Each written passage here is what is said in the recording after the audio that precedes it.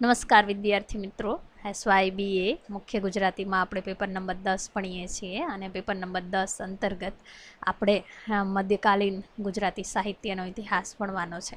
મધ્યકાલીન ગુજરાતી સાહિત્યનો ઇતિહાસ જે છે, આમ તો સમગ્ર ઇતિહાસ આપણે કહી શકીએ ગુજરાતી સાહિત્યનો, કે જે આપણે માત્ર ગ્રેજ્યુએશન અને માસ્ટર પૂરતો એ મર્યાદિત નથી, પરંતુ તમને નેટની એક્ઝામમાં પણ આગળ જતાં એ તમને કામ લાગી શકે એ પ્રકારનો આ વિષય છે. એટલે તમે જો અત્યારથી ઇતિહાસને પાકો કરશો, કેટલીક વિગતો તમારા મનમાં સ્પષ્ટ હશે, તો એ તમને લાંબા ગાળા સુધી મદદરૂપ થઈ શકશે.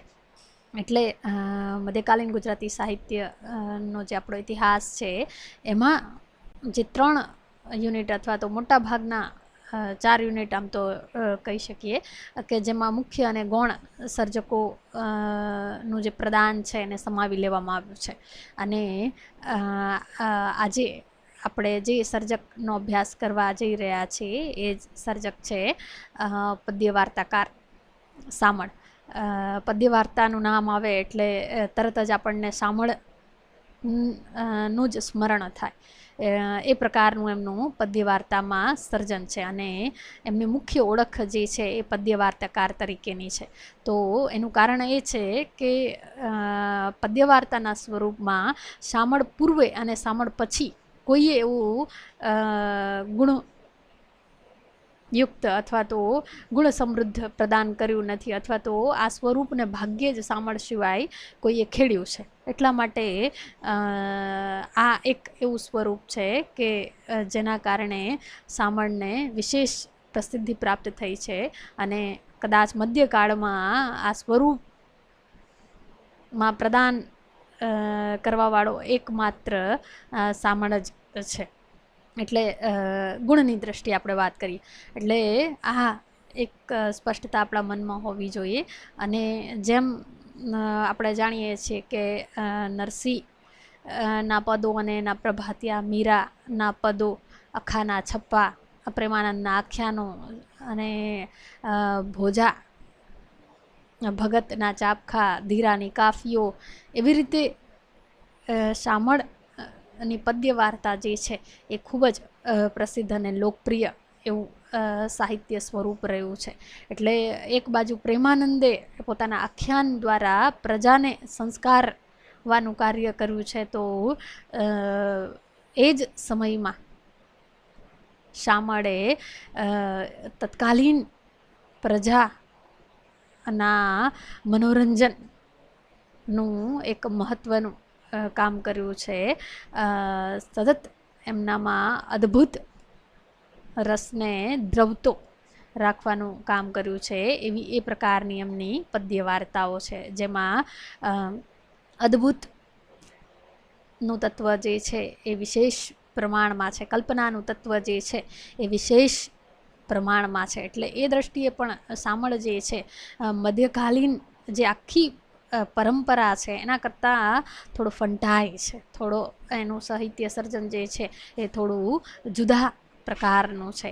એ કાલ્પનિક વિશ્વ જે છે એને સાહિત્યમાં લઈ આવે છે. એટલે એની વાર્તાઓમાં જાદુઈ તત્વો જે છે, જેમ કે ઉડણ દંડ છે, પછી જાદુઈ કાલીન વગેરે જેવા કેટલાક અદ્ભુત બોલતો પોપટ ને વગેરે બોલતા પશુ પક્ષીઓ, આ એક જેને કહે ને એક કાલ્પનિક વિશ્વ જે છે એની પદ્ય વાર્તાનું એક મહત્ત્વનું અંગ બની રહે છે. આ એક આપણે જનરલ વાત થઈ, પણ હવે આપણે સીધા વિષય પર આવીએ તો શામળનો વિશેષ પ્રદાન જે છે એ પદ્ય વાર્તામાં છે, અને એટલા માટે આપણે એને પદ્ય વાર્તાકાર તરીકે ઓળખીએ છીએ. અને અહીં પણ તમને જે મુદ્દો સિલેબસમાં મૂકવામાં આવ્યો છે એ પદ્ય વાર્તાકાર શામળ છે. તો સૌથી પહેલાં આપણે એના કેટલાક જીવન સંબંધી સ્પષ્ટતાઓ કરી લઈએ તો શામળે પોતાના જીવન સંદર્ભે પોતાની કૃતિઓમાં કેટલાક ઉલ્લેખો કરેલા છે અને એના આધારે તેનો સમયગાળો જે છે એ નિર્ધારિત કરી શકાયો છે. એ સમયગાળો જે છે સર્વાનુમતે ઈસવીસન 1695થી ઈસવીસન 1770 સુધી નો ગણી શકાય અને આ રીતે એનો કવનકાળ જે છે એ સર્વાનુમતે 18મી સદીનો માનવામાં આવે છે. એટલે શામળ જે છે 18મી સદીના આપણા મહત્ત્વના સર્જક છે. હવે આપણે શામળના સાહિત્ય સર્જનની વાત કરીએ તો એમની પાસેથી કેટલીક મહત્ત્વની પદ્ય વાર્તાઓ ઉપરાંત કેટલીક ધાર્મિક કૃતિઓ પણ પ્રાપ્ત થઈ છે. તો પહેલાં આપણે શામળનું પદ્ય વાર્તાકાર તરીકે મૂલ્યાંકન કરવાનું છે. એટલા માટે આપણે પહેલાં એની પદ્ય વાર્તાઓ જોઈ લઈએ કે તેમની પાસેથી કઈ કઈ પદ્ય વાર્તાઓ આપણને પ્રાપ્ત થઈ છે. તો પહેલી પદ્ય વાર્તા શામળની જે છે એ પદ્માવતી, ત્યારબાદ ચંદ્રાવતી, ત્રીજી પદ્ય વાર્તા નંદબત્રીસી, ત્યારબાદ ચોથી મદન મોહના, પાંચમી બરાસ કસ્તુરી, છઠ્ઠી સિંહાસન બત્રીસી અને સાતમી સુડા બહુતેરી.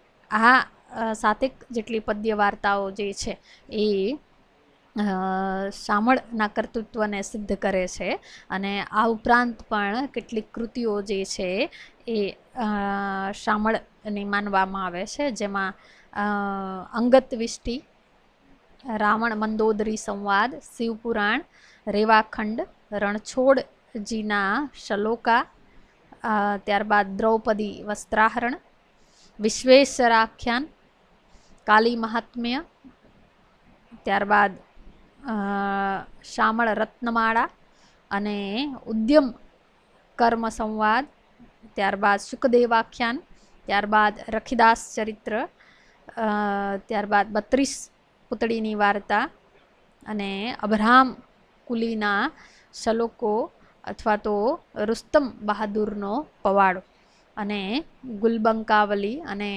જહાનદાર શાહ બાદશાહ. આવી 15 કૃતિઓ જે છે એ પદ્ય વાર્તાઓ સિવાયની કૃતિઓ છે અને એનું કર્તૃત્વ જે છે એ શામળનું માનવામાં આવે છે. જો આમાંથી કેટલીક વાર આપણે જીપીએસસીની અને નેટની એક્ઝામમાં MCQ ના જે પ્રશ્નો છે એ ઘણીવાર પૂછાતા હોય છે, ત્યારે ઘણીવાર કેટલીક એવી કૃતિઓ હોય છે કે જેમાં આપણે મૂંઝવણ થાય. એટલે અહીં શામળની કૃતિઓનો એકવાર આપણને પરિચય હોવો જોઈએ. એના સાહિત્ય સર્જનમાંથી એકવાર આપણે પસાર થયેલા હોઈએ તો ચોક્કસપણે આપણે એમાં કેટલીક વાર અંદાજ લગાવી શકતા હોઈએ છીએ. એટલે આ રીતે શામળ પાસેથી કેટલીક ધર્મ વિષયક કૃતિઓ અને મનોરંજક કૃતિઓ પણ આપણને પ્રાપ્ત થઈ છે. હવે આપણે શામળનું પદ્ય વાર્તાકાર તરીકે મૂલ્યાંકન કરવાનું છે. તો જેવી રીતે આપણે પ્રેમાનંદનું આખ્યાનકાર તરીકે મૂલ્યાંકન કર્યું હતું, ત્યારે આપણે સ્પષ્ટતા કરી હતી કે અહીં આપણે પ્રેમાનંદના આખ્યાનોની વાત નથી કરવાની, પરંતુ એવી કઈ વિશેષતાઓ છે જેના આધારે આપણે એને આખ્યાનકાર તરીકે મૂલવી શકીએ, તો એ વિશેષતાઓની વાત કરવાની છે. એવી રીતે અહીં પણ આપણે શામળને પદ્ય વાર્તાકાર તરીકે મૂલવવાનો છે. તો આપણે એક પદ્ય વાર્તાકાર તરીકે એની કઈ કઈ વિશેષતાઓ છે એનો આધાર એની કૃતિઓ જ છે, એની પદ્ય વાર્તાઓ જ છે, પરંતુ આપણે એની આ વિશેષતાઓ જે છે વાર્તાકાર તરીકેની, એ વિશેષતાઓની વાત કરી અને આપણે એને પદ્ય વાર્તાકાર તરીકે મૂલવી શકીએ. એટલે એ સ્પષ્ટતા આપણા મનમાં ચોક્કસપણે હોવી જોઈએ. નહીંતર ઘણીવાર એવું થાય કે પૂછ્યું હોય પદ્ય વાર્તાકાર તરીકે શામળનું મૂલ્યાંકન અને આપણે એમાં શામળની પદ્ય વાર્તાઓ લખીને આવી જતા હોય છે, એટલે એવી ગેરસમજ આપણા મનમાં ન રહેવી જોઈએ. એટલે વિશેષતાઓ દ્વારા જ આપણે ખાસ કરીને પદ્ય વાર્તાકાર શામળનું મૂલ્યાંકન કરી શકીએ. તો હવે આપણે શામળ ની જે કેટલીક લાક્ષણિકતા છે, એમની વાર્તા કળાની જે વિશેષતા છે પદ્ય વાર્તાકાર તરીકે, એની વાત કરીશું. તો પહેલો મુદ્દો જે છે એમની વાર્તાઓ અથવા તો એમની પદ્ય વાર્તાને આધારે એ આપણે પાડી શકીએ કે એમની જે પદ્ય વાર્તાઓ છે એની પહેલી લાક્ષણિકતા એમાંની દ્રષ્ટાંત કથાઓ છે. એટલે જ્યારે આપણે શામળનું પદ્ય વાર્તાકાર તરીકે મૂલ્યાંકન કરીએ છીએ તો એમાં પહેલો મુદ્દો શું આવશે? દ્રષ્ટાંત કથાઓ. ત્યારબાદ બીજો મુદ્દો જે છે એ શામળની પાત્ર સૃષ્ટિ અથવા તો માત્ર પાત્ર સૃષ્ટિ એવો મુદ્દો બાંધી શકીએ. ત્યારબાદ ત્રીજો મુદ્દો જે છે એ વર્ણનો, અને ત્યારબાદ ચોથો મુદ્દો એ શામળનું કવિત્વ અથવા તો શામળનું કવિત્વ અને ભાષા. અને ત્યારબાદ જે અંતિમ મુદ્દો જે છે એ છે નીતિ અને યુગ ચિત્રણ અથવા તો સમકાલીન સમાજ. શામળની વાર્તામાં નીતિ અને સમકાલીન સમાજનું ચિત્ર. આ રીતે આપણે 5 મુદ્દાઓ દ્વારા શામળનું પદ્ય વાર્તાકાર તરીકે મૂલ્યાંકન કરી શકીએ. તો આ ખાસ એક વાત જે છે એ આપણે સ્પષ્ટ હોવી જોઈએ આપણા મનમાં. તો પહેલો મુદ્દો જે છે આપણે શરૂઆત કરશું સીધી જ.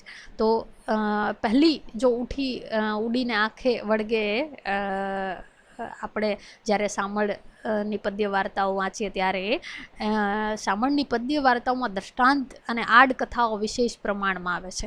એ મદન અને મોહનાની મુખ્ય વાત કરતો હોય તો એની સાથે બીજી કેટલી બધી આડકથાઓ અથવા તો ગૌણ કથાઓ, દ્રષ્ટાંત કથાઓ જે છે એમાં જોડાતી જાય છે, જે મુખ્ય વાર્તાને પૃષ્ઠ કરવાનું કામ કરે છે. એટલે આ એની પદ્ય વાર્તાની એક મહત્વની લાક્ષણિકતા છે. એટલે શામળ પોતાની પદ્ય વાર્તાઓમાં દ્રષ્ટાંત કથાઓ મૂકી અને એને લંબાવતો હોય છે, અને કેટલીક વાર આનું માઠું પરિણામ પણ આવે છે કે એના કારણે એની વાર્તા જે છે એ શિથિલ બની જાય છે. તો આમાં ક્યારેક શામળ દ્રષ્ટાંત કથા તરીકે આડકથાઓને ઉપકથાઓ પણ રજૂ કરે છે. અને શામળની વાર્તાઓમાં આથી જ રચના રીતિ જે છે એ સંમિશ્ર પ્રકારની જોવા મળે છે, જેમાં પુષ્કળ દ્રષ્ટાંત કથાઓ હોય એવી શામળની વાર્તાઓમાં સુડા બહુતેરી. તો આખી વાર્તા જે છે એ વ્યભિચારના પરિણામોની એક નિર્દર્શક સળંગ એક દ્રષ્ટાંત માળા છે. એટલે આ સુડા બહુતેરી નામની એમની પદ્ય વાર્તા છે. આમ જો તો એક સળંગ દ્રષ્ટાંત માળા હોય એવી કથાઓ એક પછી એમાં જાણે માળાના મણકા રૂપે એમાં પુરવાતી જાય છે. એટલે એક સળંગ માળા બને એ રીતે એનું વસ્તુ આયોજન છે. શામળે પોતાની આ ત્રણેય કથાઓમાં દ્રષ્ટાંત મૂકવાને બહાને આડકથાઓ જે છે પુષ્કળ પ્રમાણમાં એમાં રજૂ કરી છે. અને શામળની વાર્તાઓમાં આ ત્રણેય વાર્તા જે છે એ પ્રમાણમાં લાંબી બની છે. એનું કારણ આ વાર્તાઓની દીર્ઘ સૂત્રતા જ છે. આ દીર્ઘ સૂત્રતા જે નિર્માણ થઈ છે એનું કારણ જે છે એમાં શામળે જે કેટલીક ઉપવાર્તાઓ મૂકી છે એને ગણાવી શકાય. આપણે એનું ઉદાહરણ લઈ શકીએ મદન મોહના. એમાં ઉતાવળે કામ ન કરવા વિશે મદને વણિકપુત્રનું જે દ્રષ્ટાંત કહ્યું છે એ તમે અહીં ઉદાહરણ તરીકે મૂકી શકો. એટલે શામળ જે છે આ રીતે દ્રષ્ટાંત કથાઓ પાત્રો દ્વારા જ રજૂ કરે છે. એટલે આ રીતે મદન મોહનામાં મદન જે છે એ વણિકપુત્રનું જે દ્રષ્ટાંત આપે છે એને આપણે ઉદાહરણ ગણાવી શકીએ. ત્યારબાદ સમસ્યા અને ચાતુર્યોની જેમ આ દ્રષ્ટાંત કથાઓને વાર્તાનું આગંતુક તત્વ આમ જુઓ તો ગણી શકાશે નહીં, કારણ કે આ દ્રષ્ટાંત કથાઓ તો તેની વાર્તાના પાત્રોને મુખે જ કહેવામાં આવે છે. જુઓ, કેટલીક વાર આપણે એવું લાગે કે આ દ્રષ્ટાંત કથાઓ જે છે વધારાની છે, એની વસ્તુ સંકલનની શિથિલતા છે, પણ એ સમયને ધ્યાનમાં રાખીને એ આમ જો તો એ સામળ કરતાં વિશેષ એ સમયની મર્યાદા બની રહે છે. એટલે આ પાત્રને મુખે જ કહેવાતી દ્રષ્ટાંત કથાઓ છે. અને સુડા બહોત્તરીમાં ઘરનો પોપટ જ 72 વાર્તાઓ કહે છે, અને તેની પાછળ તે જણાવવા માગે છે કે વ્યભિચારીથી વિનાશ છે. એટલે જુદા જુદા દ્રષ્ટાંતો દ્વારા એક ઉપદેશ આપવા માગે છે. અને ત્યારબાદ સિંહાસન 32માં પણ પૂતળીઓ જે 32 વાર્તાઓ કહે છે તે વિક્રમનું ઔદાર્ય અથવા તો એની ઉદારતા ને નિર્દેશવા માટે જ કહે છે. તો મદન મોહનાને પણ આપણે ઉદાહરણ તરીકે જોઈ શકીએ. એમાં મદન મોહના અને પંડિત જે કથાઓ સંભળાવે છે તે પણ પોતપોતાના મંતવ્યો અને એની જે માન્યતાઓ છે એને સ્પષ્ટ કરવા માટે એ વાર્તાઓ કહે છે. આ રીતે વાર્તાઓમાં જે દ્રષ્ટાંત કથાઓ અથવા તો ઉપકથાઓ આવે છે એનો એક ચોક્કસ ઉદ્દેશ્ય છે. એ ઉદ્દેશ્ય વગરની નથી. તો સિંહાસન 32 જેવી લાંબી વાર્તાની શરૂઆતમાં ચમત્કારી ટીંબા પાસે મંત્રીની સલાહથી સિંહાસન ખસ્યું અને હળવું બન્યું. તેથી ભોજ રાજા જે છે એ મંત્રી બુદ્ધિને વખાણે છે, અને ત્યારે મંત્રીની કાર્ય સાધકતા ઉપર જ ઉપરી દ્રષ્ટાંત કથાઓ રજૂ થાય છે. તો સિંહાસન 32ની એક વાર્તામાં બધું જ જે છે એ ભાગ્યાધીન છે એ સમજાવવા માટે વિક્રમ પોતે અવધૂતને રાજશેખર રાજાની દ્રષ્ટાંત કથા કહે છે. આ રીતે દ્રષ્ટાંત કથાઓ પાત્રોની માન્યતાના સમર્થનરૂપ અને વાર્તાના એક આવશ્યક એવા અવયવ રૂપે શામળની વાર્તાઓમાં આવે છે.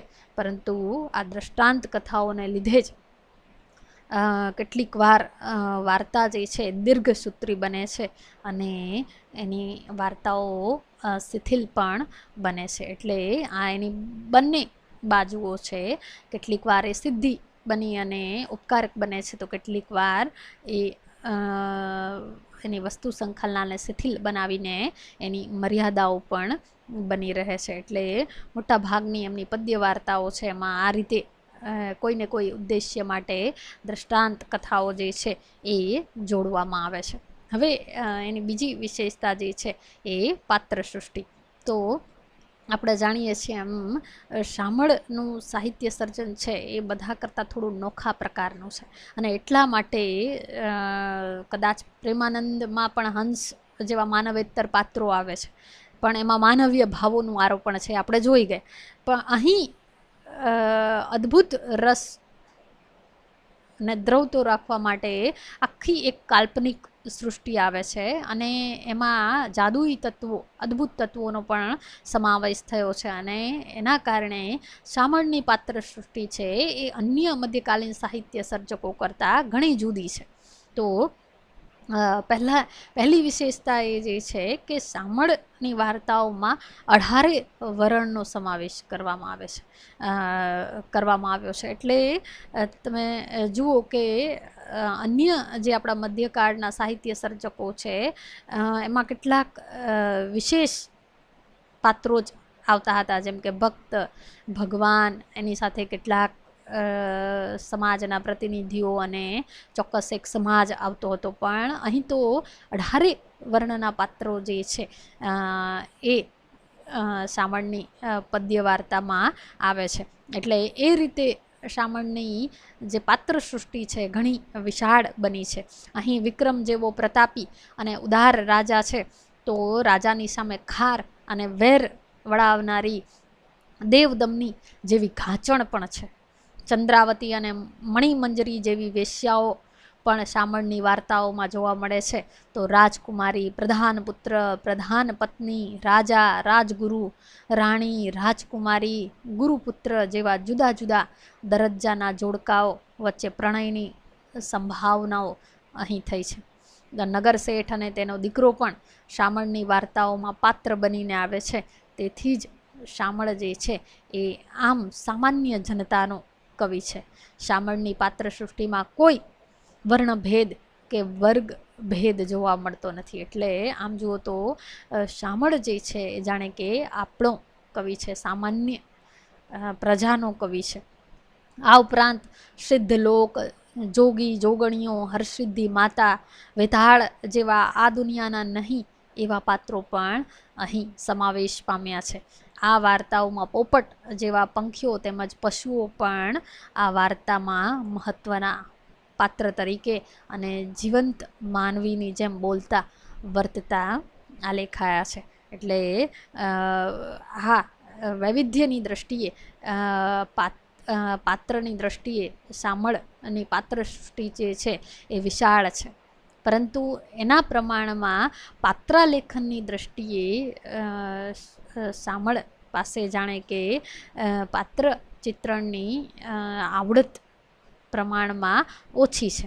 એટલે પાત્રોના પ્રમાણમાં એનું આલેખન જે છે એ નબળું બન્યું છે. એની પાસે પાત્રાલેખનનો એવો કસબ નથી. અને નાયિકાઓ હંમેશા 32 લક્ષણી અને ચતુર સુજાણ તરીકે વર્ણવાય છે. એટલે આપણે તરત શામળની જે પદ્ય વાર્તાઓ વાંચીએ તો તરત આપણા ધ્યાનમાં પહેલી જે વાત આવે કે નાયકના પ્રમાણમાં શામળની નાયિકાઓ જે છે ચડિયાતી છે. એટલે 32 લક્ષણી અને ચતુરા છે, સુજાણ એવી નાયિકાઓ. એ માત્ર બુદ્ધિની દ્રષ્ટિએ નહીં પણ બળની દ્રષ્ટિએ પણ આ નાયિકાઓ જે છે એ ચડિયાતી છે. અને એના પ્રમાણમાં નાયક જે છે એ આપણને થોડા ક્ષુલ્લક અને હીન લાગે, અથવા તો નાયિકા જે છે એ નાયક કરતાં ચડી જાય એવી આ લેખાય છે. આ નાયિકાઓ મોટે ભાગે પ્રથમ દ્રષ્ટિએ જ પ્રેમમાં પડે છે. પ્રેમ અને લગ્નનો પ્રસ્તાવ પણ આ નાયિકાઓ કોઈ પણ પ્રકારના સંકોચ કે પૂર્વ ભૂમિકા વિના રજૂ કરી શકે એવી બહાદુર છે. આ માટેના દ્રષ્ટાંત તરીકે આપણે મોહના, સુલોચના, પદ્મિની વગેરેને અહીં ગણાવી શકીએ. તો નાયિકાઓ તરફથી પ્રાપ્ત થતા પ્રેમ અને લગ્નના પ્રસ્તાવને નાયકો પહેલી વાર તો નકારી કાઢે છે, કારણ કે તેમને સમાજનો એક ડર છે. એટલે જુઓ, એના પ્રમાણમાં નાયકો થોડા ડરપોક છે. એટલે ડર છે. આ નાયકો લોકલાજ રાખનારા, મા બાપની શાખ કે આબરૂનો વિચાર કરનારા, પ્રેમ કરતા જીવને વધારે વહાલો ગણનારા, તેમજ સામાજિક દરજ્જાની રીતે પણ પોતાની જાતને હીણી ગણનારા, ડરપોક અને કાયર ચિતરાયા છે. આ નાયિકાઓ નાયક પ્રેમનો નકાર ભણે ત્યારે હારી જતી નથી અને કહી બેસે છે, વરુ તો તુજને જ વરુ, નહીં તો પાડું શરીર. જુઓ કેવી હિંમતવાળી, બહાદુર અને ટેકીલી એવી નાયિકાઓ વર્ણવાય છે. પદ્માવતી આ રીતે પોતાના પ્રિયતમને પ્રાપ્ત કરવા અથવા તો એને કહી દે છે સ્પષ્ટ શબ્દોમાં કે વરુ તો તુજને જ વરુ, નહીં તો પાડું શરીર. એ પ્રકારની ધાક ધમકી આપીને હઠાગ્રહ કરનારી છે. પદ્માવતી જેવી નાયિકા તો પ્રેમનો અસ્વીકાર થતાની સાથે જ ક્ષત્રિયને આચ્છાદતું નથી એમ કહીને નપુંસકને નૂર નહીં, સંતોષીને નહીં દુઃખ જેવા કટાક્ષ વચનો પણ એને સંભળાવી દેશે. તો પ્રધાન પુત્ર જ્યારે વિદ્યાવિલાસીની ઇનકાર કરીને લાચારી પ્રગટ કરે છે, ત્યારે વિદ્યાવિલાસીની પણ સ્થૂળ પ્રકારની ધમકી આપે છે કે ચંદ્રબુદ્ધે એટલે કે પ્રધાન પુત્રે નિશાળમાં તેની પાસે ખરાબ કામની માગણી કરી છે એવું જાહેર કરીને પ્રધાન પુત્રને એ વગોવશે અથવા તો એની ફજેતી કરશે એવી ધમકી આપી દે છે. અને એની વાત જ સાચી પડશે એવો એને પરમ વિશ્વાસ છે. અને આ રીતે નાયિકાના આ પ્રકારના વ્યક્તિત્વ ચિત્રણનો જાણે કે શામળને એક શોખ છે. અને આ રીતે એને પાત્રોના અને નાયિકાના ચિત્રણમાં લોકકથાની એક રીતિ જે છે એ અપનાવી છે. અહીં એ આપણે જોયું કે પાત્રોનું ચિત્રણ જે છે અમુક ઢબે જ કરવામાં આવે, એના બાહ્ય સૌંદર્યનું વર્ણન પણ તમને મોટા ભાગે સરખું લાગે. એટલે શામળની પાત્ર સૃષ્ટિમાં જેટલી વૈવિધ્યતાઓ છે એટલી એના પાત્ર લેખનમાં એની વૈયક્તિકતા જે છે એ ઊભી થતી નથી, અને એટલા માટે એની મર્યાદા બની રહે છે. હવે એની ત્રીજી મહત્ત્વની વિશેષતા જે છે એ વર્ણન છે અથવા તો વર્ણનો છે. તો શામળ લોક સમુદાયની સમક્ષ લોકોનું રંજન કરવા માટે કથાઓનું સર્જન કરે છે. આપણે જાણીએ છીએ કે એનો મુખ્ય ઉદ્દેશ્ય જે છે એ મનોરંજનની સાથે બોધ આપવાનો છે. એટલે અહીં મનોરંજન કરવા માટે લોકકથાનું સર્જન કરે છે, અને આ સમયે આ વાર્તાઓમાં જે વર્ણનો આવે છે તેમાં એ ભાગ્યે જ ચીવટ બતાવી શક્યો છે. એનું મુખ્ય કારણ એ છે કે શામળને વાર્તા પ્રવાહમાં જ રસ છે, એને વર્ણનોમાં રસ નથી. એટલે પ્રેમાનંદ પાસેથી કેટલાક આપણને સારા, આમ જો તો પ્રેમાનંદ પાસેથી પણ આપણે બીબાઢાળ જ વર્ણનો મળ્યા છે, એને પણ એમની પરંપરામાંથી જ ગ્રહણ કર્યું છે. પણ અહીં એવા વિશેષ કોઈ વર્ણનો પ્રાપ્ત થયા નથી કે જેમાંથી એની એક કવિ તરીકેની પ્રતિભાના કેટલાક ચમત્કારો આપણને જોવા મળે. પરંતુ શામળને વિશેષ વર્ણનો કરતા રસ છે વાર્તાના પ્રવાહમાં અથવા તો વાર્તાને રસવતી રાખવામાં. તેથી તે વાર્તામાં આવતા વર્ણનોને પોતીકી મુદ્રા આપવાની ટેવ જે છે એ ધરાવતો નથી. અને ખરેખર તો શામળને સડસડાટ વહી જતા પ્રવાહમાં ઊભા રહીને પોતીકી મુદ્રાવાળા વર્ણનો કરવાની એનામાં ધીરજ પણ નથી, અને જાણે એને આવશ્યકતા પણ નથી લાગતી.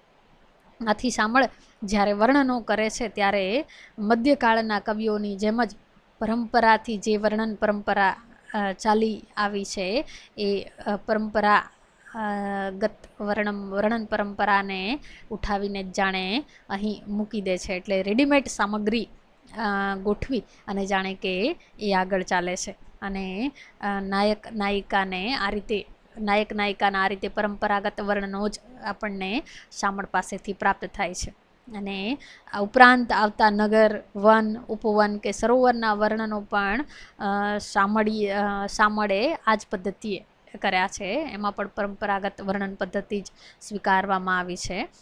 એટલે આમ જુઓ તો એ શામળની મર્યાદા ન ગણીએ, પરંતુ એ આખા સમયની એક મર્યાદા છે. અને પ્રેમાનંદમાં પણ આપણે જોઈએ છીએ કે પ્રેમાનંદે ઘણા બધા એવા બેઠા વર્ણનો જે છે પોતાના પુરોગામીઓ પાસેથી લીધા છે અને મૂકી દીધા છે. એટલે આ રીતે એવા વર્ણનો શામળ પાસેથી પણ પ્રાપ્ત થાય છે. શામળની નાયિકાઓ નાયક કરતાં વધારે તેજસ્વી છે, પરંતુ આ નાયિકાઓના અંગ ઉપાંગો અને સૌંદર્યનું વર્ણન શામળ પરંપરાગત રીતિમાં કરે છે. જેમ કે મોહનાનું વર્ણન અથવા તો એની નાયિકાઓ મોટા ભાગનું વર્ણન જે છે એ પરંપરાગત છે. જેમ કે દાડમની કડી જેવા દાંત, કોયલ જેવો અવાજ, એની ભ્રમર જેવી એની ભમરાલી, એનું પોપટ જેવું નાક અથવા તો શુકનાસિકા અથવા પરવાળા જેવા હોઠ, સિંહણ જેવી એની કટી, તો એના કરી શુંઢ જેવા એના હાથ અથવા તો કર વગેરે જેવા કેટલાક પરંપરાગત ઉપમા વર્ણનો જે છે એ એની પાસેથી પ્રાપ્ત થાય છે.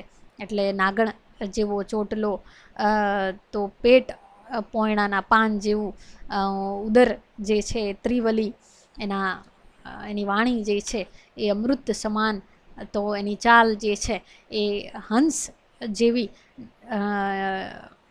કામિની, માનુની, ભામિની, સુંદરી જેવી કેટલીક ઉપમાઓ જે છે પરંપરાગત ઉપમાઓ દ્વારા એ આ રીતે પોતાની પદ્ય વાર્તાની નાયિકાઓ જે છે એના વર્ણનો કરે છે. એટલે આ રીતે જોઈએ કે નાયિકાના વર્ણનો જે છે એ પરંપરાગત રીતે શામળે કર્યા છે. તો શામળની પદ્ય વાર્તાઓમાં આવતા નાયક અને નાયિકા હંમેશા 32 લક્ષણા અને ચતુર સુજાણ હોય છે. સ્ત્રીની આ ચતુરાઈને શામળ અને એનો નાયક જે છે એ નારી ચરિત્ર કહીને કેટલીક વાર ભાંડે પણ છે. તો ક્યારેક 32 લક્ષણા નાયકોને પણ પ્રણય ભીરુ અને સાહસ ભીરુ તરીકે વર્ણવેલા છે. વન ઉપવન અને નગરના વર્ણનો પણ આ રીતે ચિલ્લાચાલુ પ્રકારના જ છે. અને આ પદ્માવતીની વાર્તામાં આવતા વર્ણનોમાંથી કુંતી ભોજરાજના નગરનું વર્ણન જોવાથી આપણે સમજાઈ જશે કે શામળ મધ્યકાળના કવિઓની જેમ રાજસભા, પંડિતો, વારાંગના, જોશી, પ્રધાન વગેરેનું વર્ણન વિગતોથી કરે છે. જ્યારે આશ્ચર્યના ભાવને પ્રગટ કરવો હોય ત્યારે શામળ જે છે એ વર્ણનને આ રીતે ટૂંકાવી પણ દે છે. એટલે આ એની એક વિશેષતા છે કે વર્ણન પૂરતું શું કરવું, શું કે વર્ણન ન કરી શકાય એવી આ વસ્તુ છે. એવું કહીને એ વર્ણનોમાં અદ્ભુત ને પ્રગટ કરે છે અથવા અદ્ભુત રસને પ્રગટ કરે છે. એટલે આ રીતે શામળ પાસેથી આપણને ચિલ્લાચાલુ પ્રકારના પરંપરાગત વર્ણનો પ્રાપ્ત થયા છે. તો હવે ચોથો મુદ્દો જે છે અથવા તો ચોથી વિશેષતા જે છે શામળની એ છે શામળનું કવિત્વ અને ભાષા.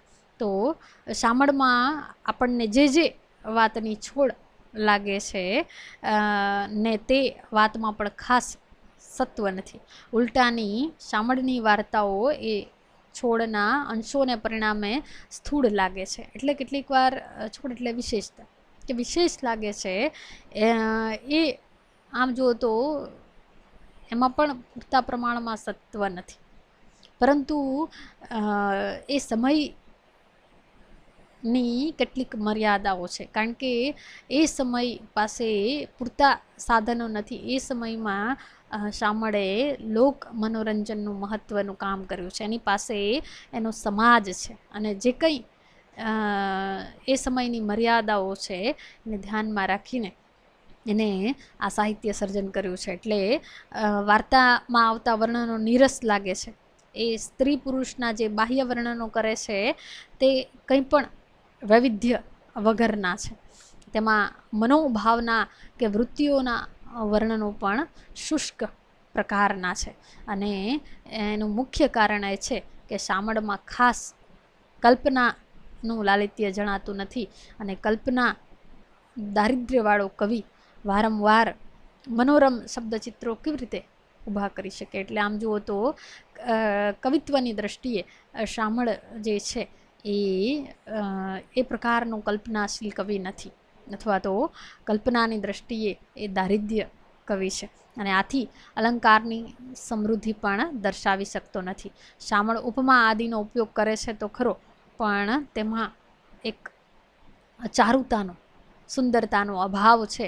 અને તે તો માત્ર રોજિંદા જીવન વ્યવહારમાંથી પ્રાપ્ત થતા ઉપમાનોનો જ ઉપયોગ કરે છે. અને કાં તો આપણે જોયું એમ કે પરંપરાથી ચાલી આવતી જે પૂર્વ પરંપરા છે એના વર્ણનો જે છે એ થોડા ફેરફાર સાથે એ પોતાની વાર્તાઓમાં પ્રયોજી દે છે. એટલે આ જ કારણસર શામળમાં અવારનવાર અનેક પ્રકારની પુનરુક્તિઓ પણ પ્રાપ્ત થાય છે.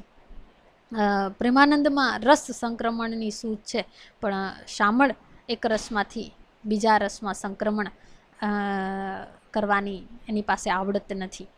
વળી શામળનો કથારસ પણ સ્થૂળ હોય અન્ય રસોની જમાવટ કરવામાં રૂકાવટ ઊભી કરે છે. અને એટલું જ નહીં, શામળ તો કથા રસમાં વિક્ષેપ પડે એવો ભય રાખ્યા વિના પણ બોધ આપવા બેસી જાય છે. એટલે બોધ આપવાની લાલચ જે છે અથવા તો બોધ આપવાની એની જે વૃત્તિ છે એ પણ વાર્તા પ્રવાહને મંદ પાડે છે. એ પણ એની એક મર્યાદા બની રહે છે. અને એટલા માટે નવલરામ જે છે એ પ્રેમાનંદના રસને અખંડ લહરી કહે છે અને શામળ ના રસ પ્રવાહને ખંડ લહરી તરીકે ઓળખાવે છે, એની સાથે આપણે સંમત થવું પડે. હવે ભાષાની દ્રષ્ટિએ વિચારીએ તો શામળની ભાષા જે છે એ સાદી અને અર્થ ગૌરવ વિનાની છે. એટલું જ નહીં પણ એની ભાષા તો ગ્રામ્ય, ક્યારેક બીભત્સ અને બહુધા અર્થ ગૌરવને નુકસાન પહોંચાડે તેવી છે. અને કેટલાક શબ્દ પ્રયોગો જેમ કે રાંડ અને રાંડવા જેવા ગ્રામ્ય અને બીભત્સ શબ્દો પણ એની વાર્તાઓમાં પ્રયોજાયા છે. તો જોગણી માટે પ્રેમદા અને મૂર્ખ માટે મૂર્ખનો મહાપતિ જેવા શબ્દ પ્રયોગો એ યોજે છે. ત્યારે આપણને લાગે છે કે શામળને ભાષા ગૌરવની કે અર્થની કાંઈ જ પડી નથી, અને એને મન ભાષાને શું વળગે ભૂર, જે રણમાં જીતે તે સુર, એવી અખાનું છપ્પું આપણને યાદ આવે, અથવા તો અખાની પંક્તિ આપણને યાદ આવે જેવું લાગે છે.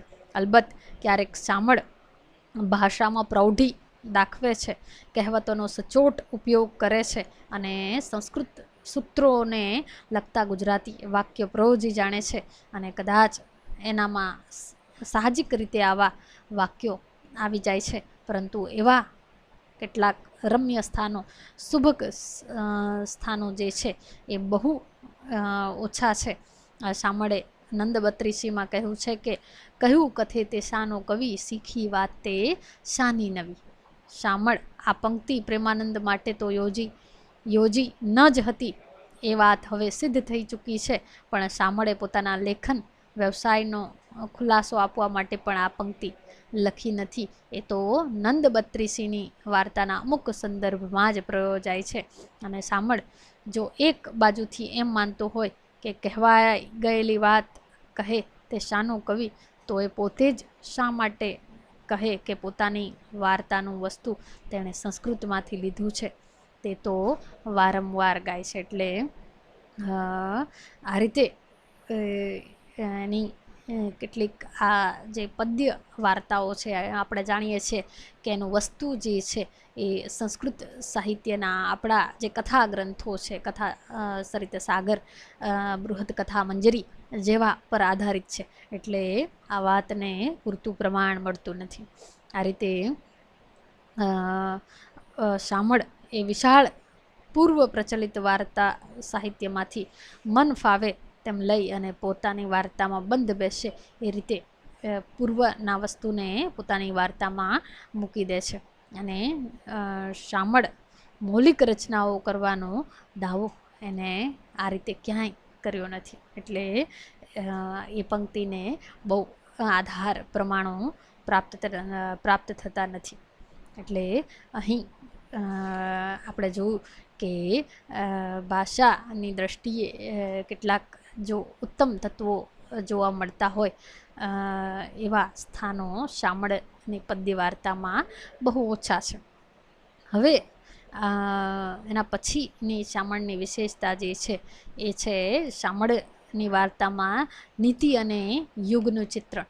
તો સાહિત્ય અને નીતિ વિશે વારંવાર આપણે ત્યાં ચર્ચાઓ ચાલે છે, અને તમે ટીવાયમાં આવશો ત્યારે તમે સાહિત્ય સિદ્ધાંતનું પેપર ભણશો ત્યારે પણ સાહિત્ય અને નીતિ જેવા નિબંધો આપણને પૂછાતા હોય છે, અથવા તો એ મુદ્દાઓ આપણા વિવેચન સાહિત્યમાં જોડાયેલા છે, કારણ કે સાહિત્ય અને સમાજને નજીકનો સંબંધ છે, અથવા તો એનું પાત્ર જે છે એ સામાજિક છે, સમાજનો જ એક ભાગ છે. એટલે સ્વાભાવિક છે સાહિત્યમાંથી સમાજને બાદબાકી ન કરી શકાય, અને એનો જ એક ભાગ નીતિ છે.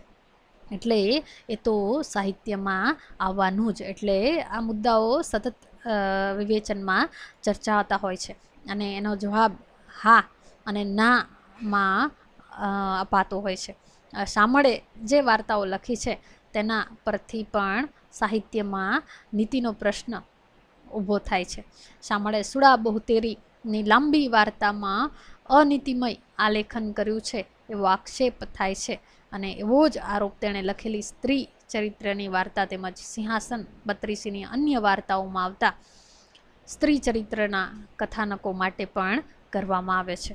તો શામળે આ વાર્તામાંના જે સ્ત્રી પાત્રોને પતિને છોડી અને જારને રીઝવતા આલેખ્યા છે અને એમની આજાર વિદ્યાના વર્ણન પણ કર્યા છે. એમાં કેટલાક ચારિત્ર્ય ભ્રષ્ટ હોય છે અને વાચકના મન ઉપર અમુક અસર પડે છે. જોકે આમ જ બનતું હોય તો શામળ દોષ પાત્ર ઠરે ખરો, એવો પ્રશ્ન આપણે બધાને થાય, કારણ કે આ એક નરી વાસ્તવિકતા છે. આજના સમાજમાં પણ એ બાદ નથી. એટલે આ પ્રશ્ન જે છે એ થોડો સંકુલ છે, પણ ખરેખર વાચક શ્રોતા પર તેની ખરાબ અસર પડે છે ખરી, એવો પણ એક બીજો પ્રશ્ન છે. સ્ત્રી ચરિત્રની વાર્તામાં તો વણિક કન્યા વિક્રમ ચરિત્ર જે પોતાનો પતિ છે તેની જોડે જ સંગ કરે છે અને વાચકને તેને પૂરી ખબર છે. સુડા બોહતેરીની લાંબી વાર્તામાં પણ પરદેશ ગયેલા શેઠની જુવાન અને કામુક પત્ની એ વાર્તાઓ સાંભળીને અથવા તો સાંભળવાના લોભે અનીતિમય આચરણ કરતી અટકી જાય છે અને આખી વાર્તાને અંતે તો એનું શીલ જે છે એ સચવાઈ ગયું છે એવી પ્રતીતિ થાય છે. આમ કેટલાક કથાનકોમાં સ્ત્રી પતિથી છૂપો ભોગવિલાસ ભોગવે છે તેના વર્ણનો છે, પરંતુ ત્યાં સર્જકનો ઉદ્દેશ તો પોતા માટે બંધ આંખ રાખી ગુમાનમાં ફરનારને એ જ બોધપાઠ આપવાનો છે કે તું અન્યના દોષ જોવા અધીરો ન થા. જો અહીં પણ જે અહીં સ્ત્રીને જાર સાથે સંબંધ રાખતી બતાવી છે, એની પાછળ પણ એનો ઉદ્દેશ્ય તો બોધ આપવાનો છે કે એનું પરિણામ જે છે એ અનિષ્ટ આવશે. એટલે આ રીતે આ પ્રશ્નને આપણે બહુ સાવધાનીપૂર્વક જોવો પડે. દીવા નીચે જ અંધારું હોય છે અથવા તો ઘેર ઘેર માટીના ચૂલા હોય છે, એ આપણે અહીં જોઈ શકીએ. આમ છતાંય જો શામળનો દોષ જ જણાતો હોય તો પ્રશ્ન પૂછવાનું મન થાય કે શું માત્ર શામળે જ આ પ્રકારની વાર્તાઓ રચી છે? જૈન વાર્તાકારોએ તો ભોગ વિલાસના રંગીન ચિત્રો દોર્યા છે અને લોકકથાઓમાં પણ વિલાસના અનેક ચડિયાતા કથાનકો આપણને જોવા મળે છે. આપણે જાણીએ છીએ કે જૈન પરંપરામાં પણ આ પ્રકારના ચિત્રો છે અને અનૈતિક સંબંધોના કથાનકો છે અને લોકકથાઓમાં પણ આ પ્રકારના કથાનકો ક્યાં નથી. એટલે આ માત્ર શામળનો જ દોષ નથી. એટલે જો આ રીતે આપણે નીતિને જોડીને શામળની એનું મૂલ્ય કરીએ તો ઘણીવાર શામળને અન્યાય થઈ જવાનો પૂરેપૂરો સંબંધ અથવા તો એક પૂરેપૂરી શક્યતા છે. એટલે આ રીતે શામળને આપણે એક જેને કહીને કે એ શામળની મર્યાદા નહીં, પણ એ સમય અને એ સમાજની કેટલીક બદીઓ અને એ બદીઓમાંથી ઉગારવાના શામળના પ્રયત્ન રૂપે આપણે એને જોઈ શકીએ. અહીં આપણે કેટલીક જે પદ્ય વાર્તાની લાક્ષણિકતાઓ છે અથવા તો વાર્તાકાર તરીકે શામળની જે કેટલીક વિશેષતાઓ છે એની આપણે વાત કરી અને શામળને પદ્ય વાર્તાકાર તરીકે મૂલવવાનો પ્રયત્ન કર્યો. મૂલવવા આપણે જોયું કે આ રીતે એની પદ્ય વાર્તાકાર તરીકેની વિશેષતાઓ છે અને એના આધારે જ આપણે કહી શકીએ કે શૈલીની સરળતા અને પ્રવાહિતતા સિદ્ધ કરતો વાર્તાકાર શામળ મર્યાદાઓ સાથે મધ્યકાલીન સાહિત્યનું ઉત્તમ વાર્તાકાર છે. એટલે એની મર્યાદાઓ હોવા છતાં પણ શામળ જે છે એ મધ્યકાળનો અથવા તો મધ્યકાલીન સાહિત્યનો ઉત્તમ વાર્તાકાર છે. આમે તે ભારત અને એના કથાધનમાં વિશ્વમાં અગ્રજ છે અને ભારતમાં પણ ગુજરાતે સદીઓ પુરાણા કથાધનને સુરક્ષિત રાખ્યું છે ને ગુજરાતમાં એકલે હાથે એ શામળે જાળવ્યું છે અને સાચવ્યું છે. એ પણ એની એક મહત્ત્વની ઉપલબ્ધિ છે. અને એક તરફ જૈન કથાઓની રચનાઓ અને બીજી તરફ શામળે એકલે હાથે ખેડેલું વાર્તા સાહિત્ય વિશ્વના પ્રચલિત બધા જ વાર્તાકારો કથાઓ ઘટકો અને ચક્રોને પોતાની રચનાઓમાં અક્ષત રાખ્યા છે એ ગૌરવ જ શામળનું એક મોટામાં મોટું પાસું છે. અને એ રીતે શામળ જે છે આપણો મધ્યકાળનો મહત્ત્વનો પદ્ય વાર્તાકાર છે.